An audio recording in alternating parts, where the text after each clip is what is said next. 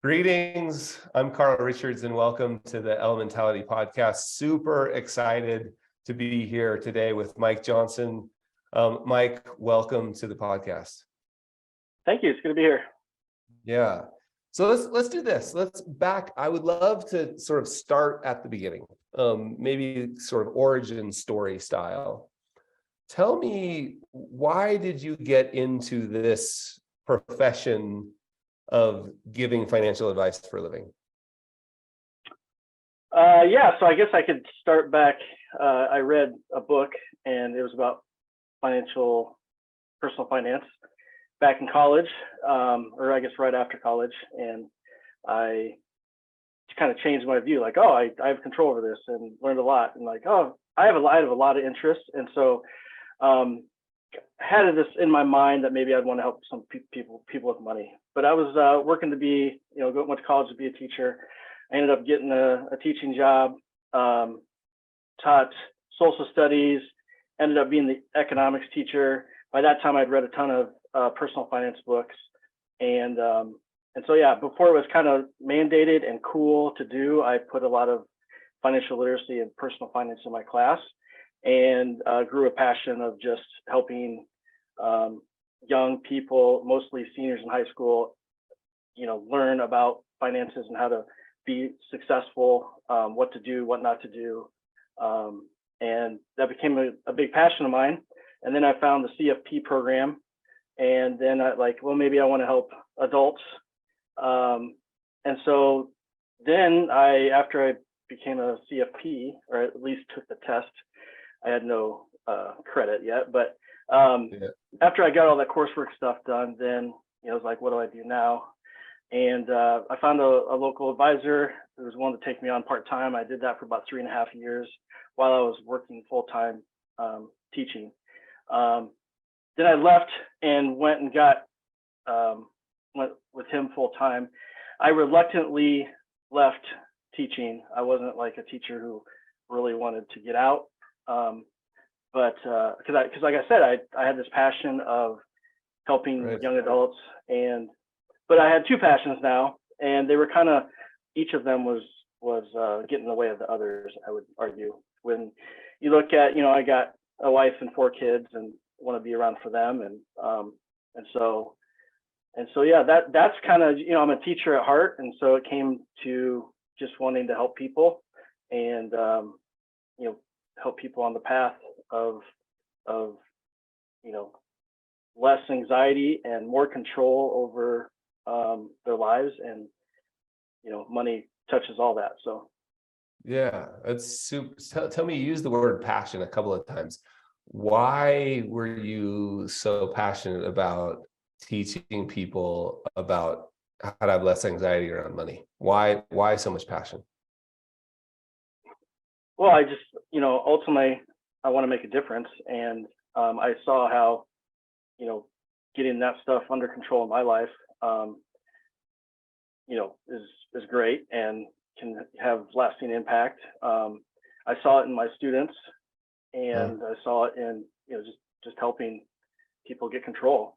So, so I mean, I always, I never thought of myself as like a great teacher, but I always led with passion, meaning they were taking like economics class, which maybe didn't have a good, economics, right? So they maybe heard some bad stories from their parents or whatever, but I wanted them to understand that this is, especially the personal finance part, like this is relevant, unlike their math class, or at least from their perspective, or their English class from their perspective, they will be using this stuff. And then when I was, helping adults, having the same kind of conversations, even like, hey, here's a Roth IRA versus a traditional IRA.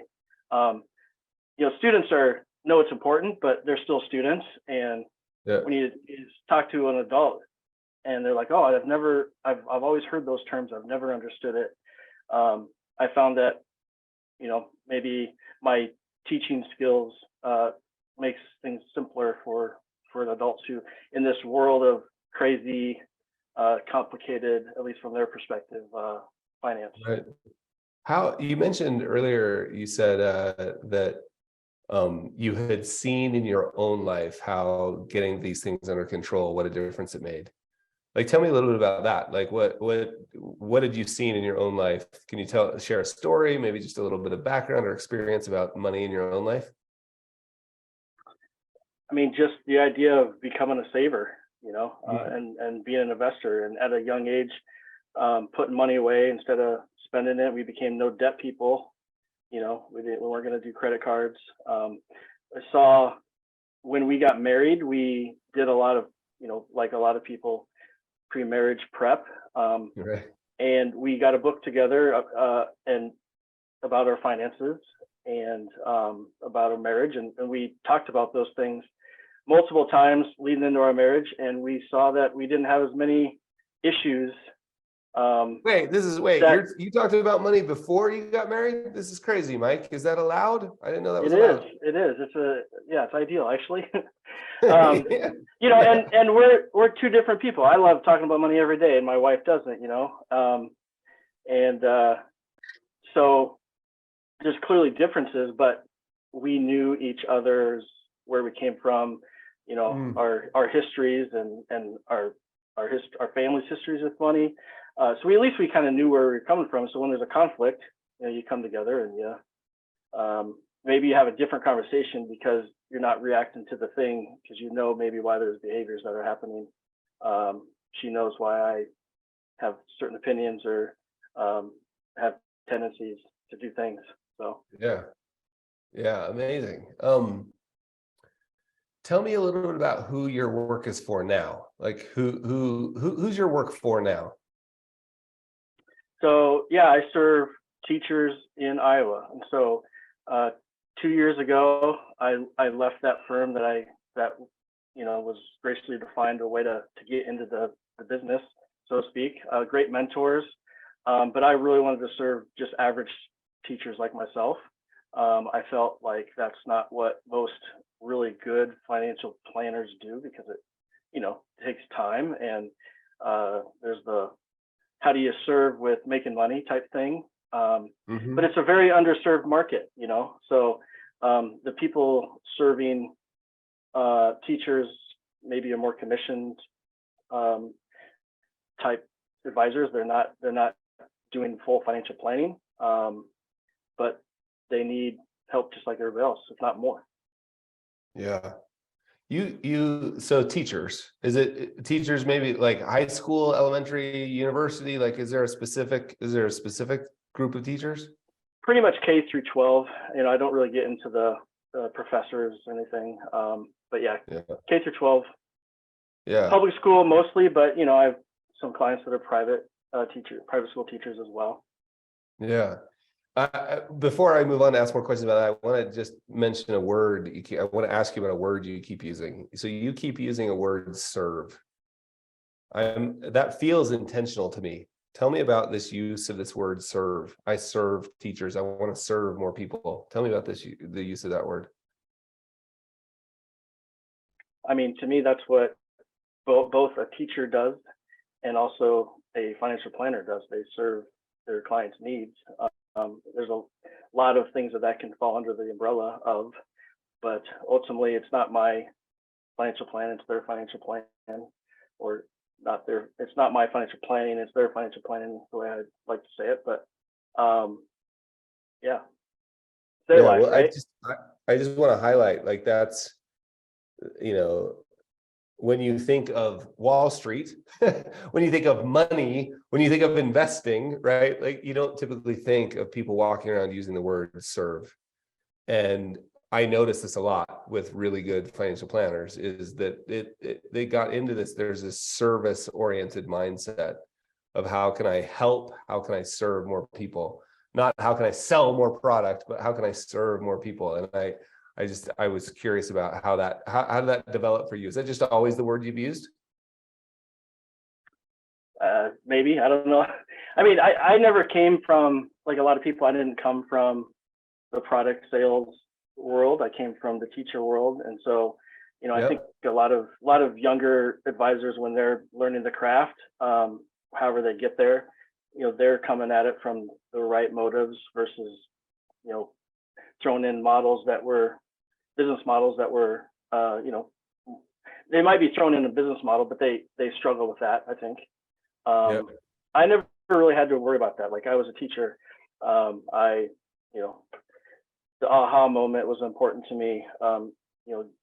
Getting people to understand and do and succeed. So it's kind of the same thing, just with adults about specifically money. Yeah, so good. So let's circle back to teachers for a minute. So you serve teachers. What do you find unique about teachers and their relationship with money? About how I serve them, or just them in general? Them. What have you noticed in working with teachers? What have you noticed that's unique about the way they approach money, the way they think about money? Gotcha. Well, they have a little. The public school teachers are a little different, right? Most of my clients have pensions, and so I think so. They have this kind of backstop, and they might not even know about it, right? So there's a wealth. They probably are more wealthy than they think they are, assuming they're a public school teacher. I think a lot of teachers are always in the position as a teacher to be the expert, and so it's very hard for them to be vulnerable and admit that they don't understand a topic. And so when they come to a topic like money and their finances, and they don't feel like they're doing well, there's a lot of hiding,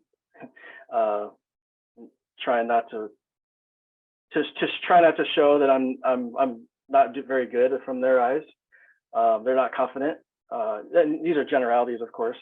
Those that are maybe more confident are just like they tackle it like a teacher.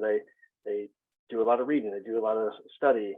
They read books, and those tend to be more confident. But the majority don't have time, or basically time to do that, even if they wanted to. And so they're maybe a little harder to be vulnerable. And I would say that again, generalizing here again, they're price conscious, which if I'm trying to get fees, to run a business and to feed my family, you got to structure your business in a certain way. And so, that's can be a challenge. Yeah. A lot of them don't have assets. So if you're trying to run a financial planning firm that's AUM, that's maybe more difficult than another type of client base. I think that's one reason why they are neglected as well. So these are just challenges. But I guess I've tried to figure out how to solve those problems. Yeah. What maybe is there an example or an experience you've had recently that could help me understand, like, what does your work do for the people that you serve? Well, I think the first thing is just to make sure that they understand where they're at. Ultimately, there's this chaos that they see their finances in generally, right? The typical person, the typical teacher, probably not just teachers, but the typical person is like, I don't know, what am I doing? Okay. I'm saving some, or may not. I know I'm not doing the greatest. To put that in context, to do that, I think with visuals helps. So I've always, try to, the sketch guy here. I think that's a great example, right? That's making things understandable in a quick sketch, or some way, is very powerful. And so that's what I try to do first. And then it's like, okay, well, here's what we need to, what do we need to do about it, right? Is it whatever it is? Most of the time, the meeting ends with, I just feel much better, right? Because they know more, they understand more, and they've talked things out. And whether it's good or bad, their situation, financially speaking, objectively, they're they probably feel better just understanding and going there and getting some help. Yeah, I love that. I love sort of a couple of things. One, just understanding where they're at, and you use the word chaos. It's just so true. Like we all, like all of us. I mean, it's the just getting clear about where you actually are. It seems like it sounds almost silly to say out loud, but it's really true. The value and benefit of just understanding where I am actually. And it's harder than it sounds, because every time you touch anything related to money, it's complicated. Like if you tried getting a mortgage, like it's like everything you touch is complicated. And then the other thing that you mentioned that I love is, am I doing okay? Right? It seems to be the question. Like, am I okay? Agreed. Am I okay? And then making things that might feel a little complex a little simpler, and creating that space for those sorts of conversations. Super, super valuable. Can you think of a story, like an interaction with clients recently, a conversation that you had that stuck out in your mind around any of those topics? I mean, just yesterday, I guess we're what I've been doing is emailing my clients just their savings rate score and saying, here's where it is, and I'd love to talk to you about it. And so I've had some conversations just recently about that, and it's one part of their finances, but it's an important part, and we want to make sure that they're on the right track when it comes to that. So, and then that leads into other questions and other discussions, and so I guess that's what comes to mind. Yeah, it's interesting, right? Like savings rate, just sort of a really fundamental, I was going to use the word basic, I don't mean it that way, like a fundamental concept of just how much money, how of your income, how much are you saving? Just the confidence that comes with getting a handle around that is super valuable. Yeah, I guess the other thing that comes to mind, I've been spending all my time the last 2 months talking about student loans with teachers and the public service loan forgiveness and the PSLF waiver, and it's shocking to me how I guess it's not shocking to me, but it's disappointing to me how so many people can be helped by that. And there was this deadline, and I even had a presentation in a school, a few presentations back to back to back. Then the day of the waiver ending, and a lot of the people sitting out there could take advantage of it, and they had no idea what I was talking about. And so people were scrambling about what do I need to do right at the last minute. And so it's things like that when I focus on teachers, like it's just there's certain things you need to understand. And again, you can just hear that whole sort of service model come out too, like trying to help people get to a better spot. Well, let's end with this. Here's what I'm curious about, Mike, is if we were looking back, let's pretend like it's 3 years from today. And you're looking back and you're happy, you're sort of satisfied with the impact that you've had. What would have had to have happened for you to be happy about that past 3 years? So looking back from 3 years. Yeah, pretend like we're 3 years from today. What do you hope happens over the next 3 years in terms of the impact you've made? Yeah, so I would say that word impact is the key. I at this point could change. I want to stay a solo advisor. I have a pretty much full client base, so can't add too many more comprehensive financial planning clients.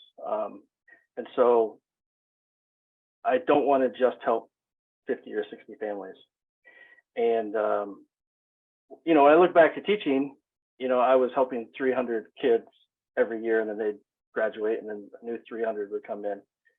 Those are silly things to like compare those numbers, Yeah. It's not apples to apples, but there's something about that. Like I just want to have more impact.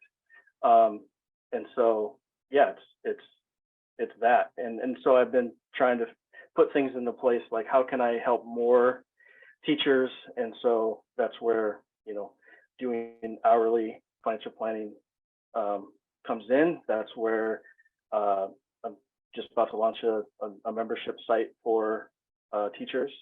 So that's hopefully going to go well, and I'll have 3 years from now have lots of people under that, and touching a lot more teachers in Iowa. So good. So good. Well, Mike, thanks for chatting with us. I'm looking forward to looking back with you 3 years from now at that sort of impact. So thank you for taking the time today. Great. Thanks. Great to be here. Yeah. Cheers, Mike.